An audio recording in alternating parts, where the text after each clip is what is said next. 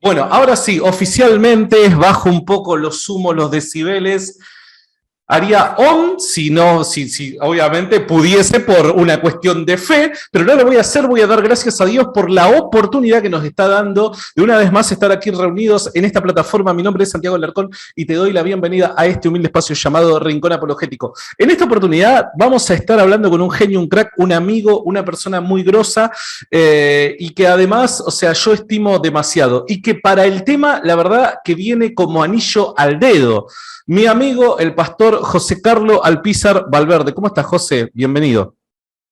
Gracias, Santiago. Siempre es un gusto poder conversar con vos. Disfruto muchísimo los momentos en los que podemos hacer programas juntos. Y bueno, qué dicha que me invitas para hablar de este tema otra vez, porque este es un tema de no acabar y es un tema muy, pero muy importante que debemos invertir muchísimo tiempo en el cuerpo de Cristo con relación a este tema. Gracias, José, por el tiempo que nos estás dando. A ver, tenemos una horita y la verdad es que la quiero explotar al máximo. Hoy decía el peligro de los judaizantes y ese sería el tema a tratar. ¿Vos compartirías conmigo ese título, El peligro de los judaizantes? Y si la respuesta es sí, ¿por qué lo haces?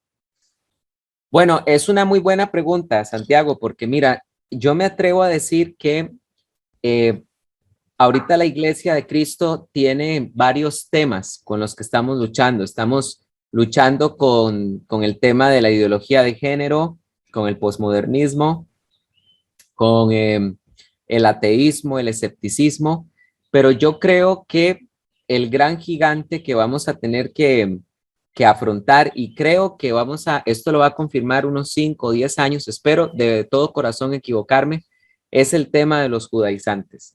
Esta es una secta tan fuerte que cada vez que Pablo abría una iglesia y levantaba una obra entre los gentiles, él apenas se daba de la espalda y se iba a algún lugar, inmediatamente entraban los judaizantes a querer echar a perder toda la obra misionera que él había hecho. Entonces, no es un peligro, es un gran peligro el tema de los judaizantes. Es un tema muy, pero muy peligroso y que creo que todavía no hemos visto todo por completo, lo complejo que es este problema.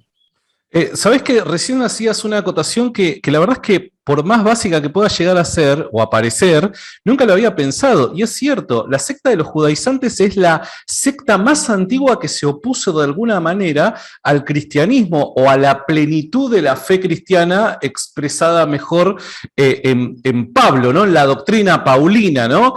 José, ¿qué es ser un judaizante? ¿De qué hablamos cuando hablamos de ser judaizantes?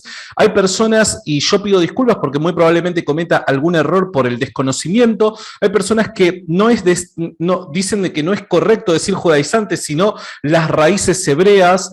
¿Hay alguna diferencia? ¿Son lo mismo con distinto nombre? ¿Qué nos podrías decir al respecto? Bueno, esta es de verdad que una pregunta muy, pero muy importante, Santiago, porque realmente yo que estoy trabajando de lleno en este tema, he estado viendo que precisamente los famosos maestros judaizantes están queriendo redefinir esta palabra.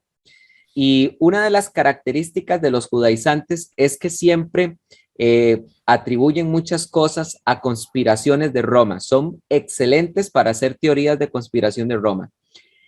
Por supuesto que al mejor estilo judaizante están intentando decir que este término pertenece al catolicismo romano y que si nosotros utilizamos la palabra judaizante, estamos simplemente siguiendo las enseñanzas de Roma. Esto es completamente falso, porque si bien la palabra judaizante no aparece en la Biblia, sí aparece como un apax, es decir, como una palabra que solo se pronuncia una sola vez en el Nuevo Testamento, la palabra griega yudatsein, que significa hacer que los gentiles se comporten como judíos, o la Biblia textual, tercera edición, lo traduce judaizar. Y esa palabra se encuentra en Gálatas capítulo 2, versículo 14, dice así: pero cuando vi que no andaban rectamente conforme a la verdad del evangelio, dije a Cefas delante de todos: si tú siendo judío vives como gentil y no como judío, ¿por qué obligas a los gentiles a judaizar?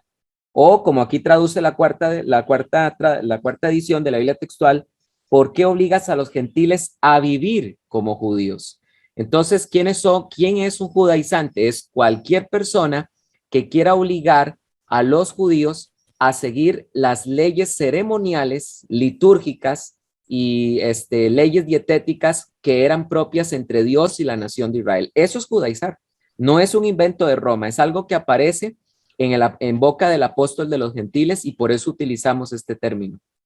Muchas personas podrían decir, en lo que nosotros en definitiva estamos tratando de hacer es encontrar las raíces hebreas de la naciente fe cristiana, ¿no? Porque dentro de ciertos movimientos cristianos evangélicos existe, y creo que esto es un sentimiento ya que de alguna manera ha movido a la reforma protestante, pero creo que existe y es palpable el hecho de cada día más encontrar a ver cómo es que ¿cuál era la esencia de la iglesia primitiva, ¿no? La famosa iglesia primitiva. Buscamos apuntar a eso, redescubrir la esencia de la iglesia primitiva, y las costumbres judías en la iglesia primitiva eran cosa de todos los días, me parece, al menos en cierto sentido, ¿no? ¿Cómo lidias con eso? Porque definitivamente en el Nuevo Testamento, particularmente en el libro de los Hechos, encontramos que la iglesia naciente de una u otra manera compartía costumbres, cosa que me parece que es lo más lógico. O sea, no es que vino el Espíritu Santo y de repente cambió rotundamente su manera de pensar de forma mágica, ¿no? ¿Cómo lidias con esto, José? No, por supuesto que no se puede negar que el cristianismo es el cumplimiento de todas las profecías que están en el Antiguo Testamento. Realmente nosotros no podemos desconectarnos de las verdaderas raíces hebreas, que es estudiar teología veterotestamentaria, es decir, la teología del Antiguo Testamento. No es cierto que Roma nos haya quitado a nosotros las raíces hebreas, porque cada vez que nosotros estudiamos el Antiguo Testamento y estudiamos el contexto de los evangelios, estamos estudiando raíces hebreas del cristianismo.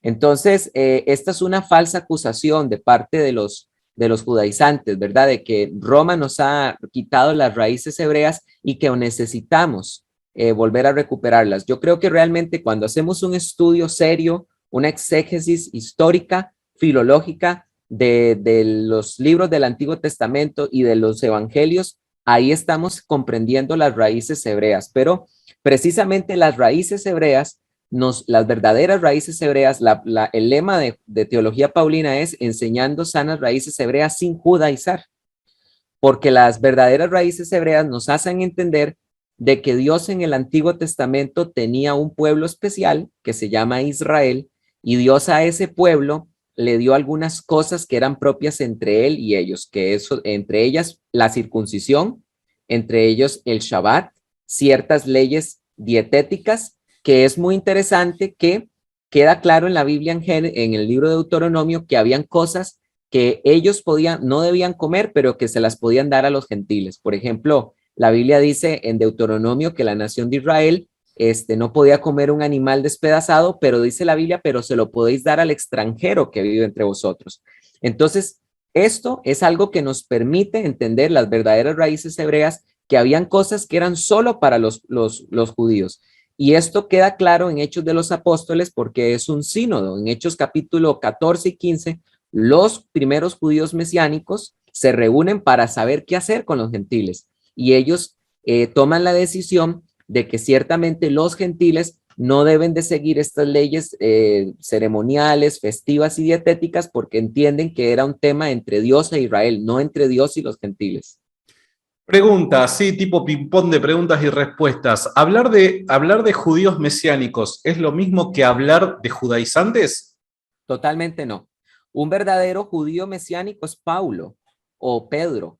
¿Qué quiere decir esto? Mira, ¿quién es un judío? Este es un término que también los judaizantes quieren inventarse, ¿verdad? Los judaizantes nos quieren decir que un judío es aquel que es de la tribu de Judá. Pues esto no es verdad, porque por ejemplo la Biblia, te hago una pregunta, ¿quiénes son en el pueblo de Israel los que tuvieron más relación con el tema de la crucifixión del Jesús? De entre todas las tribus, ¿cuál crees que fue la tribu que más tuvo ahí influencia para que se lograra matar al Mesías? Y yo calculo de que según el Antiguo Testamento tendría que haber sido la de Leví, ¿o me equivoco? Totalmente. Nosotros encontramos en los evangelios que los sacerdotes persuadieron a las multitudes para que dijeran, danos a Barrabás y crucifica a Jesucristo, ¿verdad? Entonces es muy importante porque la Biblia dice en Primera de Tesalonicenses, dice lo siguiente.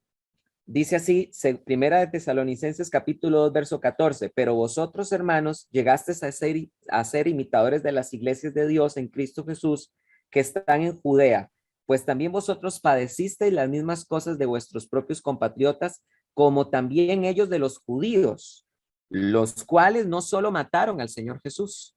Entonces, si judío significara solamente de la tribu de Judá, quiere decir que solo la tribu de Judá tuvo que ver con la muerte del Señor, pero nosotros encontramos que los levitas, que no eran de la tribu de Judá, fueron los mayores artífices de que crucificaran al Mesías. Entonces, realmente, judío, ¿quién es un judío? Un judío es cualquier hijo de Israel que sigue su religión ancestral, que es el judaísmo. Entonces, cuando un verdadero judío reconoce a Jesús como Mesías, este es un judío mesiánico. Por eso Pablo y Pedro eran judíos mesiánicos. Pero en el caso de los judaizantes modernos, que son diferentes a los del Antiguo Testamento, perdón, a los de la iglesia primitiva, porque esos sí eran verdaderos judíos. Pero aquí lo que tenemos en el Nuevo Testamento, ahora en la actualidad, son gentiles falsamente convertidos al cristianismo que ahora se quieren comportar como judíos. Entonces, ¿ves la diferencia? Un judío Pero mesiánico, ¿lo ves? te entiendo, te entiendo. Ahora, yo creo que si me pusiera ahí la vestimenta del abogado del diablo, ¿no? Diría, pero en el tiempo en el que lo que quedaba de la tierra de Israel, ¿no? Fue conquistada o fue gobernada por Roma, en ese tiempo, los romanos no necesariamente respetaban esto, ya sea en lo que es el reinado, el rey, quien representaba al pueblo de Israel, no necesariamente debía ser de la tribu de Judá, como así también las personas que o conformaban el Sanedrín o que eran el sumo o que ocupaba el lugar del sumo sacerdocio. Parece que los romanos no respetaban esto de, bueno, necesariamente la persona que ocupe el lugar del sumo sacerdocio debe ser de la tribu de Leví, descendiente de Aarón o cosas por el estilo. Y creo que los judíos en un momento medio como que, bueno, no le cabía una a eso, se enojan y medio como que tiran la bronca por causa de que Roma no estaba respetando su ley, ¿o me equivoco? Sí, en realidad es verdad. Cuando tú lees el libro de los macabeos, en realidad esto fue más bien una conducta de los griegos. Los griegos fueron muy hostiles con relación a esto que tú dices, y es verdad, encontramos en Macabeos, este, Pasa también, si yo no me equivoco, con Herodes el Grande, cuando ya existía esa conexión con Roma, que la gente, ojo, puede ser que me equivoque, en esto yo estoy tocando de oído nada más, y que la gente medio como que no le gustaba, y Herodes tuvo que laburar mucho para ganarse, por así decirlo, la aceptación del pueblo, por eso es que es tan recordado Herodes con respecto a las grandes obras que ha hecho, porque según el pueblo o una porción del pueblo, creían que no le correspondía estar en el lugar que le correspondía solamente a los descendientes de la tribu de David, de la tribu de Judá, bien digo, descendiente de David, ¿no? Pero bueno, capaz que me equivoco, alguien del otro lado y José, si me quieren corregir. sí, es verdad. O sea, lo que dices es un buen aporte. Lo que pasa es que estas expresiones de los judíos, ¿verdad? Son propias del Nuevo Testamento, son propias de los apóstoles. Por ejemplo, hay otras evidencias. Por ejemplo, de quién es verdaderamente un judío, de que se sobreentiende quién es un judío en el Nuevo Testamento. Por ejemplo, si tú lees en Juan capítulo 2, versículo 13, dice, se acercaba la Pascua de los judíos, pero la Pascua era de Es todas buen las punto, tribus, buen punto, buen ¿ok? punto. Y Muy bueno. para dar uno más, solamente para que quedemos claros con este término de qué es un judío en el Nuevo Testamento, cuando Pedro por primera vez predica el Evangelio en Hechos capítulo número 2 en la fiesta de Pentecostés, Pedro dice así en Hechos capítulo 2 versículo 14. Entonces Pedro, poniéndose de pie con los 11, alzó su voz y les declaró, varones judíos, y él ahí les empieza a predicar. Pero después, Pedro en ese discurso, después les dice así, en el versículo 23, varones israelitas. Y después, en el versículo número 36, les dice, sepa pues toda la casa de Israel, que a este Jesús que vosotros crucificasteis, Dios lo hizo Señor y Cristo. Entonces, la palabra judío e israelita o casa de Israel en el Nuevo Testamento son sinónimos. Entonces, un judío en el Nuevo Testamento es cualquier miembro de la casa de Israel, que entiéndase como cualquier miembro de las 12 tribus. Entiendo, perfecto, perfecto. Ahora, para adentrarnos en esto que yo creo que es lo peligroso en sí, ¿no? Y que obviamente hasta el momento todo lo que has dicho creo que lo vas a compartir, es el tema de costumbres, cuestión de creencias propias del antiguo pacto que quieren que de alguna manera se incluyan en lo cotidiano, en la liturgia y en la devoción a Dios en la iglesia, en el nuevo pacto, ¿no? Ciertos grupos de personas, por dar un ejemplo, ¿no? Yo me he cruzado con un montón de gente en redes sociales que dice, ¿y por qué? O sea, vos guardás el Shabbat, vos guardás el sábado. Y si vos le decís que no, lo primero que te dicen es, ¿y en dónde en la Biblia dice que hay que dejar de guardar el sábado? ¿Cuál es la razón por la que vos dejás de hacer esto? Si es más, el Señor parece que él seguía guardando el sábado y no hay ninguna mención explícita a dejar de hacerlo o hacer lo contrario. ¿Qué responderías a esto, José? Claro, mira, hay que entender esto. Lo que nosotros, a ver, esto de que dice, de que, ¿dónde dice la Biblia en el Nuevo Testamento que hay que dejar de guardar el sábado? En ningún lugar se dice, porque para el Nuevo Testamento, los judíos mesiánicos siguen guardando Shabbat. Esto es algo que tenemos que entender. O sea, ¿por qué? Porque la Biblia, Santiago, en Éxodo, lo que sí está escrito de forma literal es que el Shabbat es un pacto eterno entre Dios y el pueblo de Israel. Dice así la Biblia en Éxodo capítulo 31, versículo 16. Dice, los hijos de Israel guardarán pues el Shabbat a fin de celebrar el Shabbat en sus generaciones por pacto perpetuo. Es una señal entre yo y los hijos de Israel para siempre, porque en 6 días hizo Yahvé los cielos y la tierra, mas en el séptimo día cesó y reposó. Y así vas a encontrar en todo el Nuevo Testamento, en el Antiguo Testamento, que el Shabbat es una señal entre Dios e Israel.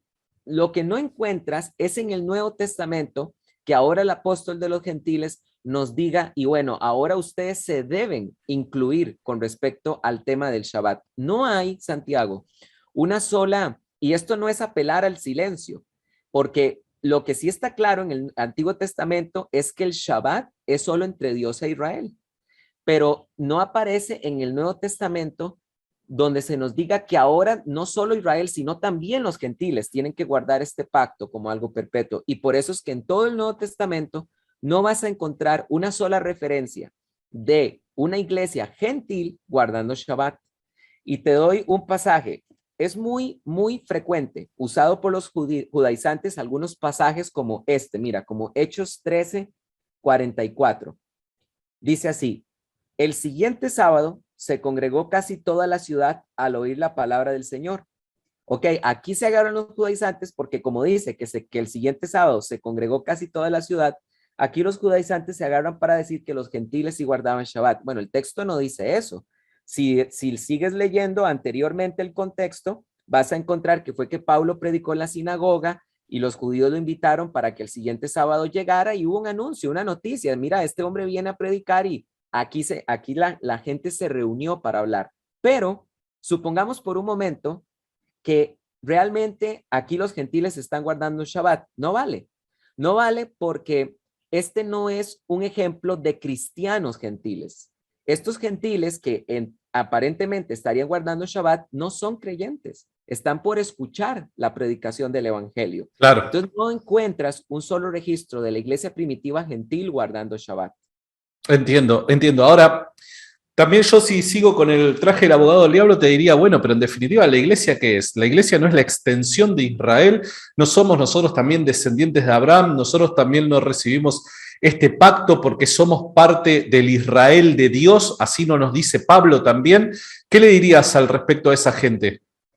Claro, ese pasaje que estás mencionando, ese pasaje que estás mencionando es el pasaje de Efesios. Rápidamente lo voy a leer. Pablo nos enseña algo muy interesante. Dame un segundo. Mientras tanto, le voy diciendo a la gente que está conectada que ahora en minutitos nada más vamos a estar hablando sobre el instituto que está alargando nuestro pastor acá, José Carlos Alpizar Valverde, Instituto de Teología Paulina, donde obviamente entiendo que se va a hacer mucho énfasis en todas estas cosas, pero ahí ya vamos a ese punto. Sí, José.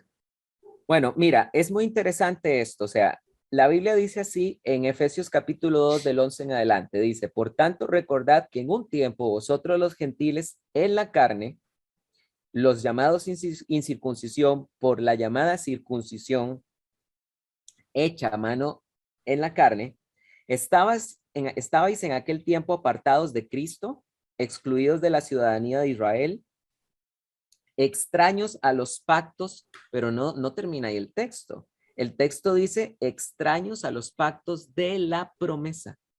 Esto es algo muy importante. Los pactos de la promesa, ya voy a explicar qué es esto.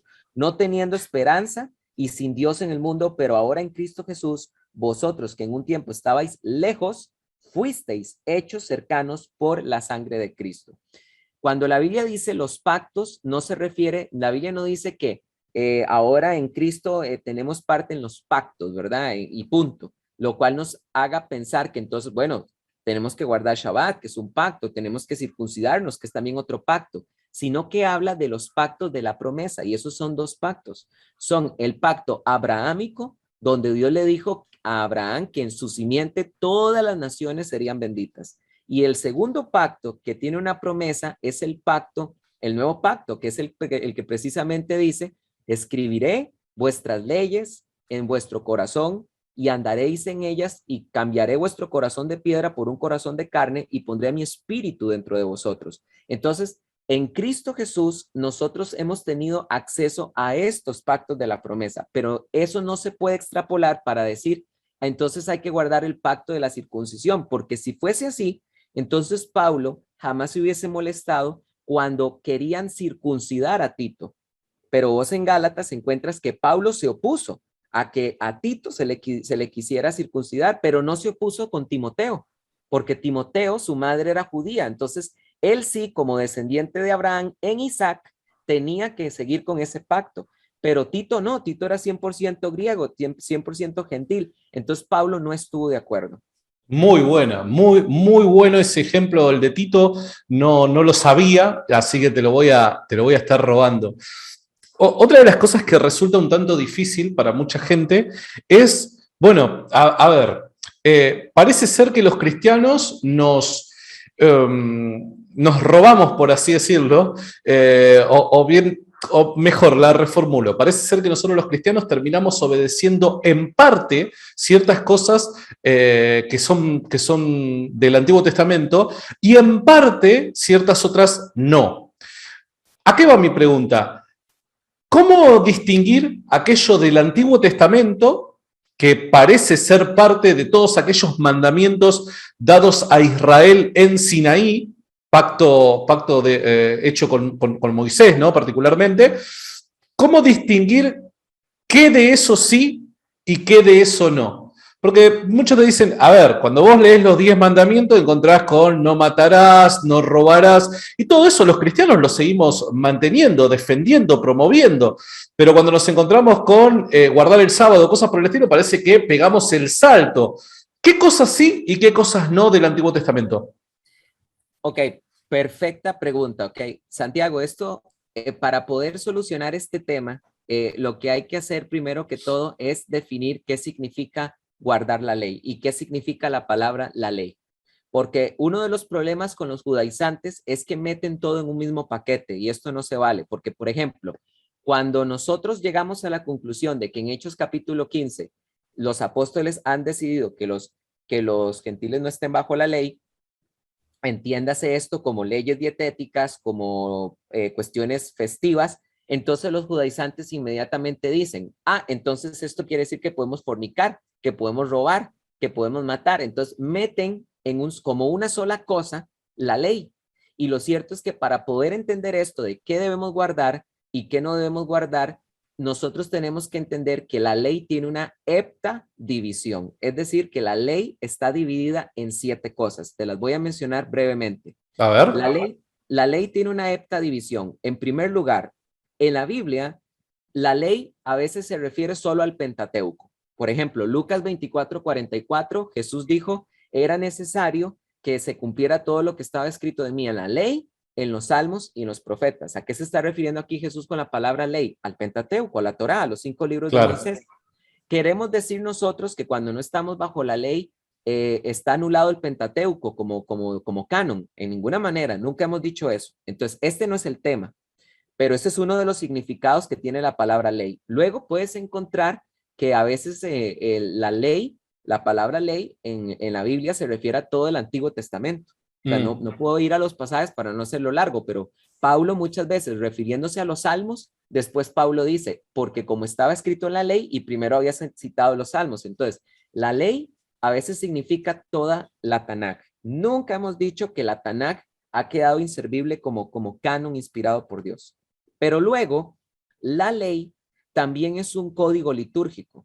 Es un código litúrgico festivo que dice, ¿verdad?, cómo es el tema de las fiestas, cómo es el tema del Shabbat, cómo es el tema del año del perdón y estas cosas. Este código litúrgico festivo tampoco ha quedado anulado en la cruz. Lo que pasa es que este código litúrgico festivo era propio solo de los judíos, porque era para ellos. Nunca aparecen los gentiles celebrando estas cosas. Es más, se excluía a los gentiles. Por ejemplo, al incircunciso gentil no se le permitía celebrar la fiesta de Pascua. Entonces, y por eso es que encontramos a Pablo en Hechos de los Apóstoles celebrando Pentecostés, celebrando Pascua, porque ese código litúrgico festivo tampoco quedó anulado. Pero luego, mira, la ley, en cuarto lugar, es un código moral. Tú encuentras en la ley que Dios dice esto es pecado y esto es el pago por este pecado es este y este y este. Pero mira qué interesante. La ley es un código también de expiación. En quinto lugar, es un código de expiación y de purificación. Y esto sí ha quedado completamente anulado. Porque ya nosotros no podemos, o sea, nadie, yo no conozco un solo judaizante que pretenda decir que para alcanzar la purificación o la salvación o el perdón sea necesario algún sacrificio al estilo levítico. Yo hasta donde los he escuchado todos hablar, todos apelan en que Jesús es el Salvador, que bueno, que Yeshua es el sacrificio perfecto. Entonces, ahí, cuando nosotros decimos que no estamos bajo la ley, nos estamos refiriendo específicamente a este tema, al código de expiación y purificación y al siguiente punto, que es el sexto, y es que la ley también es un sistema de justicia basado en obras. El Levítico 18:5 dice, el hombre que haga todas estas obras vivirá por ellas, yo ya ve.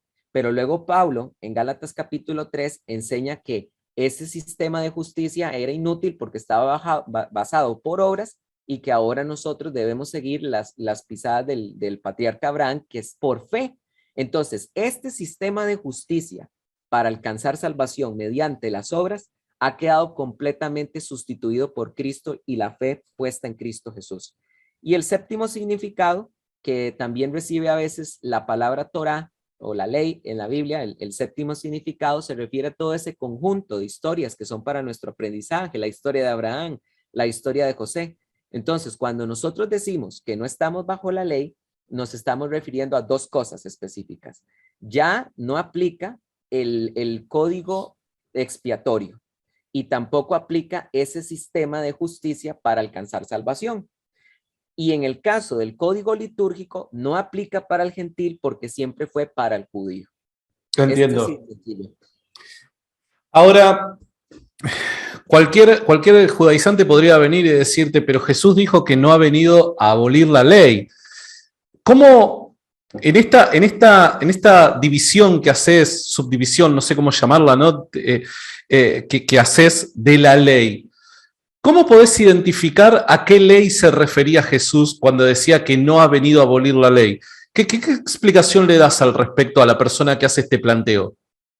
Claro, es que, a ver, nosotros tenemos que encontrar, o sea, ¿cómo saber?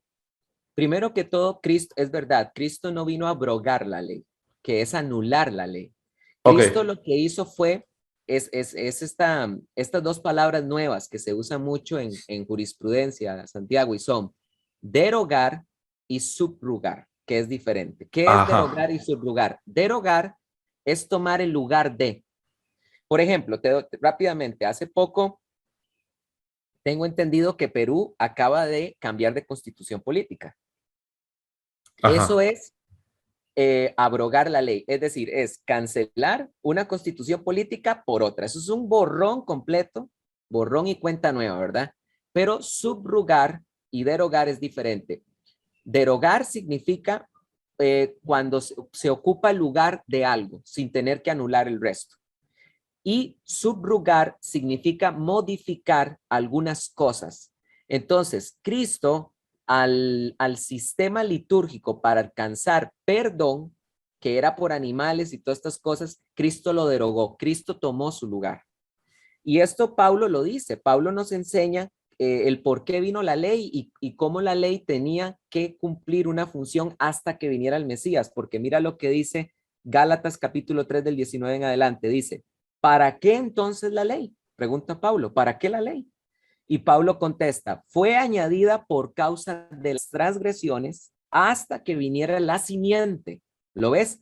Hasta que viniera la simiente, a la cual ha sido hecha la promesa, que fue promulgada por medio de ángeles en mano de un mediador, y el mediador no es uno solo, pero Dios es uno. Entonces, la ley está contra las promesas de ninguna manera, porque si hubiera dado una ley capaz de dar vida, la justicia sería verdaderamente por medio de esta ley. ¿Ves lo que está mencionando ahora? Ahora se está mencionando de la ley como fuente de vida, pero se dice que si hubiese sido capaz de dar vida, la justicia sería verdaderamente por medio de esa ley. Pero ahora es donde el Mesías viene a tomar el lugar.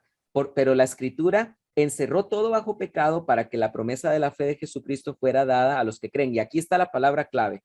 Entonces Pablo dice, pero antes de que viniera la fe, estábamos confinados, encerrados bajo la ley, hasta que la fe que iba a venir fuera revelada. Entiendo. De manera que la ley ha sido nuestro tutor hasta Cristo, para que por medio de la fe fuéramos declarados justos, y una vez que llegó la fe, ya no estamos bajo el tutor, pues todos sois hijos de Dios por medio de la fe en Cristo Jesús. Entonces lo puedes ver. Cristo lo que sustituyó, en lo que ocupó su lugar, él ocupó el lugar del sistema litúrgico del perdón, y también ocupó el sistema de justicia para salvación, y también él ocupó el lugar de tutor. Ahora él es el tutor. Claro. Y con respecto a subrogar, lo encuentras en Mateo muchas veces cuando el Señor dice, vosotros oísteis que fue escrito, que el que repudia a su mujer, que le dé carta de divorcio. Eso lo permitió Moisés. Mas yo os digo que, y eso es subrogar. Entonces, definitivamente Cristo no abrogó la ley, la derogó y la subrogó, que es diferente. Entiendo. Tengo dos preguntas más rápidas para hacerte, porque me gustaría obviamente que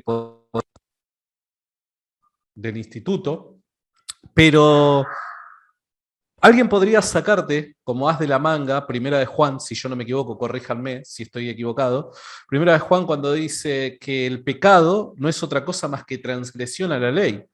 Un apóstol en tiempos de gracia, tiempo de nuevo pacto, ¿no? Está diciendo eso, de vuelta, ¿no? Y acá me parece que el eje de la discusión siempre va a girar en esta división que hiciste de lo que todo la Biblia en su conjunto, todos sus libros, se refieren a ley cuando lo mencionan, ¿no? Esa me parece que es la clave, el eje de la cuestión, ¿no? ¿A qué se está refiriendo Juan con transgresión a la ley?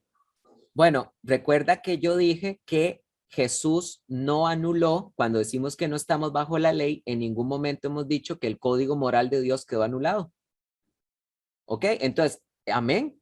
Cuando a mí a mí un día esto me escribió un judaizante en la página, hermano, pero el pastor José Carlos, el pecado es infracción de la ley. Amén. ¿Qué más tengo que decir? Amén. El código moral nunca ha quedado anulado. Por eso es que vos encontrás a los apóstoles diciendo que los borrachos, que los avaros, que los fornicarios, que los homicidas no heredarán el reino de los cielos. Entiendo, entiendo. Una pregunta más y vamos al caso al tema del instituto que está muy, pero muy bueno. La gente que está conectada, lamentablemente no se pudo conectar toda la gente que esperábamos, pero es por este problema de cambiar de links y todas esas cosas. Pero bueno, sabemos de que luego en el grabado mucha gente se va a sumar. José, ¿qué pensás de la adición como costumbre, ¿no? En ciertas iglesias que está volviéndose cada vez más una tendencia, haciéndose cada vez más popular, la adición de ciertos elementos propio de la cultura judía, de la religión judía, ¿no? Por dar un ejemplo, vos te encontrás, entrás a una iglesia y encontrás una bandera de Israel, una estrella de David, quizás te encontrás ¿cómo es? Una menorá, te Ajá. encontrás en medio del culto un shofar, un shofarazo ahí que te pegan, que medio como que te asustan. ¿Qué impresión te da? ¿Cuál es tu opinión al respecto? Claro, yo pienso que cuando los pastores empiezan a hacer esto, van por mal camino. No hay duda que van por mal camino porque están a un paso de judaizar la iglesia. O sea, no podemos negar que en la Biblia encontramos un pueblo, ¿verdad? Que, a ver, empezando porque la bandera de Israel es la bandera del Estado de Israel, no del pueblo de Dios que encontramos en la Biblia. Entonces, esas son primero cosas que hay que empezar a hacer distinción. Una cosa es el Estado de Israel y otra cosa es el pueblo de Dios, de Israel. Y cuando las personas empiezan a hacer esto, yo pienso que hay que tener mucho cuidado porque el evangelio es cristocéntrico, no es Israel céntrico ni Torah céntrico. Y por eso es que Pablo en Primera de Corintios capítulo 2 dijo lo siguiente: porque yo me he propuesto no saber nada más entre vosotros que sea predicar a Jesucristo y este crucificado. Entonces, toda la liturgia y el simbolismo y cantos que haya en la Biblia, en la iglesia, perdón, siempre tienen que girar alrededor de Jesús, no alrededor de Israel, sino alrededor de Jesús, porque es Jesús el que salva, no la nación de Israel. Entonces estoy completamente en contra de que la iglesia haga esto. Si fuera una iglesia de judíos mesiánicos, ese es otro rollo, ¿verdad? Porque ahí en Juan capítulo 10 inclusive encuentras a Jesús celebrando Hanukkah, pero este no es el caso de los judaizantes, porque los judaizantes son gentiles y esto está mal, realmente está mal hacerlo. Perdón, había sacado el micrófono. Es cierto, me causa mucha gracia porque vos encontrás a los judaizantes muchas veces son gentiles, capaz un loco acá de Mataderos, acá de vecino mío, toda la vida fue vecino mío, y el loco de repente aparece acá con un kipá, ¿no? Aparece muy con todas esas ropas, esas vestimentas, y vos decís, pero acá hay algo que está mal, ¿se entiende? O los hombres de barbas largas y todo. Es como que también hay, y con esto ya cierro, ¿no? Hay una especie de morbo, ¿no? Hay toda una especie de rollo ahí de lo místico, ¿no? Que cuanto más nos vestimos con túnicas, con ciertos colores, nos dejamos la barba, no nos pintamos el pelo si nos estamos quedando canosos, o cosas por el estilo, más santo, más sacerdote, más parecido al personaje del Nuevo Testamento, Antiguo Testamento o lo que sea, sos, ¿no? Es como que hay una especie de rollo místico ahí, ¿no? Sí, totalmente. Y mira, este es un problema muy serio porque yo he escuchado judaizantes decir, ahora que empecé a estudiar raíces hebreas, encontré mi identidad. Bueno, por sus propias palabras yo los juzgo, porque la identidad del cristiano es Jesucristo, ¿no? Entonces, ¿de qué identidad me estás hablando? Si Jesucristo no era suficiente y ahora tú me quieres decir que los símbolos de la nación de Israel te dieron identidad, entonces en vano es la persona de Cristo. Es cierto. Y esto ocurre, Santiago, por pensar, y yo quisiera terminar con estos dos pasajes. Eh, Esto es por no entender que Dios no es solamente Dios de judíos. Dios es también Dios de gentiles. Esto es algo que los judaizantes no entienden. Pablo dijo en Romanos capítulo 3, versículo 29, dice, ¿acaso Dios es solamente el Dios de los judíos? No, Él es también de los gentiles. Y vuelve a decir Pablo, sí, también de gentiles. Pero Santiago, para cerrar este pasaje, me gustaría cerrarlo, usarlo para el cierre. Es muy interesante que, yo no sé si vos has escuchado alguna vez a los judaizantes decir que cuando vas a Jeremías 31, ahí encuentras que Dios dice que haré un nuevo pacto con la casa de Judá y con la casa de Israel. Y es muy típico de los judaizantes decir, ¿dónde está el pacto de los gentiles? ¿Verdad? Y tratan de insinuar que el Dios de la Biblia solo ha hecho un pacto con casa de Judá y casa de Israel. No es extraño que el Dios de la Biblia haga un pacto con los gentiles. El pacto de Noé es con los gentiles también. Pero es muy interesante, Santiago, entender que el nuevo pacto que está profetizado en Jeremías efectivamente dice que es para los judíos, casa de Judá y casa de Israel. Pero lo interesante es que el texto en ningún momento dice que eso excluye al gentil. O sea, el texto dice, yo haré un pacto con la casa de Judá y con la casa de Israel, pero no dice el texto solo con ellos y dejaré por fuera al gentil, sino que Pablo, y esto es algo importante, ¿por qué hay que estudiar a Pablo? Porque a Pablo Santiago fue el apóstol al quien le fue entregado el misterio que no había estado revelado en el Antiguo Testamento de cómo los gentiles iban a alcanzar la salvación y cómo iban a ser copartícipes de las mismas bendiciones. Mira lo que dice Efesios 3. Este es un pasaje que todos los cristianos deberían saber en el combate contra los judaizantes. Dice Pablo, por esta causa yo, Pablo, soy el prisionero de Cristo por vosotros los gentiles. Sí, ciertamente oísteis acerca de la dispensación de la gracia de Dios que me fue dada para vosotros, que conforme a una, ojo la palabra, revelación, me fue dado a conocer el misterio.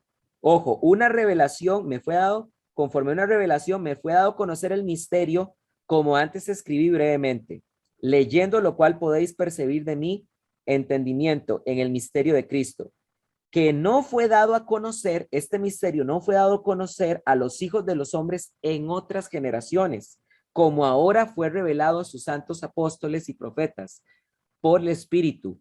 Y dice el versículo 6, que los gentiles son coherederos y miembros del mismo cuerpo y copartícipes de la promesa en Cristo Jesús por medio del Evangelio. A Pablo, el apóstol de los gentiles, fue al quien se le entregó el misterio de cómo los gentiles iban a ser copartícipes y miembros de las mismas promesas. Fue a Pablo, no estaba en el Antiguo Testamento esto revelado, sino que fue algo propio que Dios le entregó al apóstol de los gentiles, y es por eso que es importante estudiar la teología paulina tan a fondo.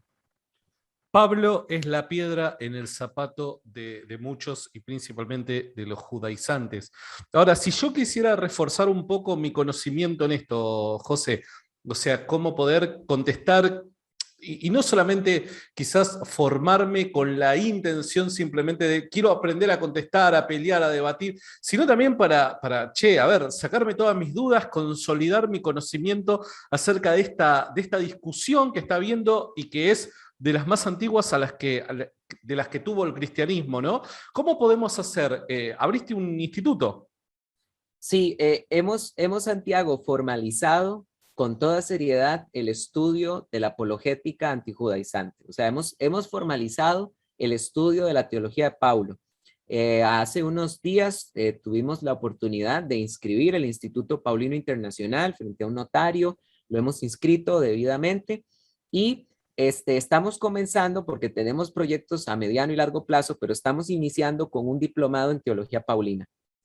Este diplomado en teología paulina dura año y medio, está conformado por 5 trimestres y tiene una malla curricular que tiene como propósito tratar de formar en el creyente ese carácter que Pablo tuvo, porque no creas que estamos haciendo el Instituto Santiago solamente por hacer apologética antijudaizante. En realidad ese no es el primer objetivo. El primer objetivo es es que los creyentes se empapen de ese carácter y ese amor que tuvo Pablo por la obra de Jesucristo. Esto es lo que necesitamos en este tiempo, personas con la misma pasión y carácter que tuvo Pablo. Y por supuesto que el instituto está muy enfocado en capacitar a los creyentes para defender el evangelio de la gracia. Y por eso es que en esos 20 cursos, Santiago, vas a encontrar cursos como bueno, vamos a estudiar 3 cartas paulinas indispensables, Romanos, Gálatas y Hebreos. Hay un curso que solo se llama Herejías Judaizantes. Hay 4 cursos de griego para poder entender bien el griego de Pablo en sus cartas. Y hay una serie de herramientas muy buenas para que podamos madurar. Entonces, si alguna persona quisiera integrarse al Instituto Paulino, puede hacerlo de diferentes formas. En primer lugar, puede escribir un correo, y lo voy a decir lento para que lo puedan apuntar. Mira, vamos a hacer lo Ajá, siguiente, vamos a hacer lo siguiente. En la descripción de este video yo voy a poner todas tus redes sociales y el vale. mail para que la gente pueda inscribirse. Porque si no, hay veces, viste, de que capaz que o no se te entiende o esto, que el otro. Yo prefiero dejarlo todo por escrito y que la gente se comunique directamente con vos. ¿Te parece bien a vos eso? Mejor aún, mejor tu idea. Que, Entonces que, están invitados, Santiago, ya gracias a Dios tenemos gente de varias partes del mundo, hasta de Europa, ya matriculados. qué Así buena que las onda. clases van a quedar grabadas para el que los de Europa van a verlo en asincrónico. Entonces están cordialmente invitados para estudiar en el Instituto Paulino. Chicos, recuerden, todos aquellos que se quieran sumar a esto o al menos recibir mayor información y demás, en la descripción de este video ustedes saben cómo es esto del procedimiento. Yo corto el live unos minutos, luego vuelvo a subir el video y cuando suba el video en la descripción de este video van a aparecer todos los enlaces para que te conectes con el pastor José Carlos Alpizar Valverde y puedas pedir información y de hecho inscribirte. Así que te motivo a que lo puedas hacer porque sinceramente me parece que es algo que muchas veces desde la apologética no le estamos prestando mucha atención. Muchas veces estamos discutiendo solamente con ateos, agnósticos, y no nos estamos dando cuenta que se nos están metiendo dentro de la iglesia con un montón de ideas que no son propias del cristianismo.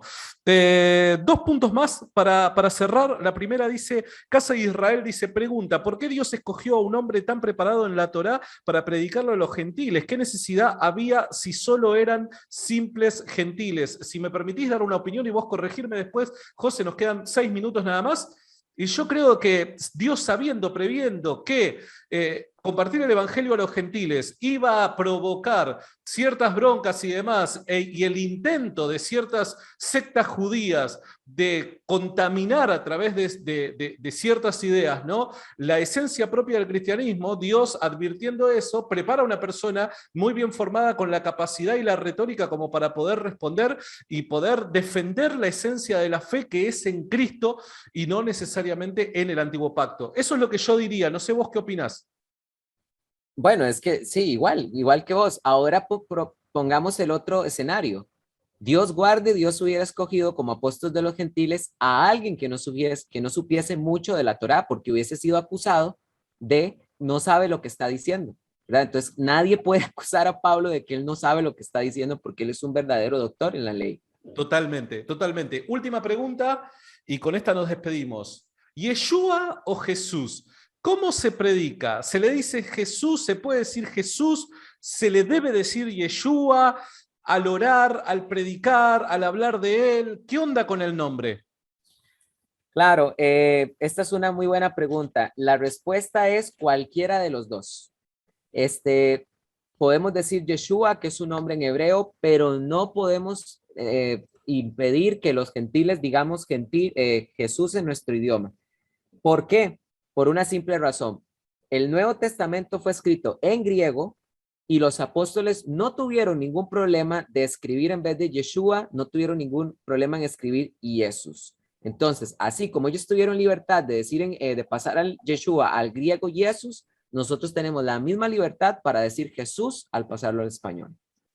José, sos un grosso, un crack, un gran amigo, te quiero mucho, gracias por la gran paciencia que me has tenido. Sé que vamos a llegar a mucha gente con este video grabado ahí, recortado, editado y demás, y espero que se sume un montón de gente al instituto porque te mereces ver el fruto del gran laburo que haces en el detrás de cámara y además porque es una herramienta terriblemente necesaria en estos tiempos, tiempos donde se multiplican las escuelas judaizantes y demás, y del otro lado no estamos haciendo absolutamente nada. Así que, José, me alegra ser amigo de un pionero como vos en este tema y que Dios te esté utilizando apostólicamente en ese sentido. Así que muchísimas gracias, José. Gracias, Santi, y siempre será un honor estar con vos en este programa y muchas gracias a vos también por la gran obra que haces en la apologética cristiana.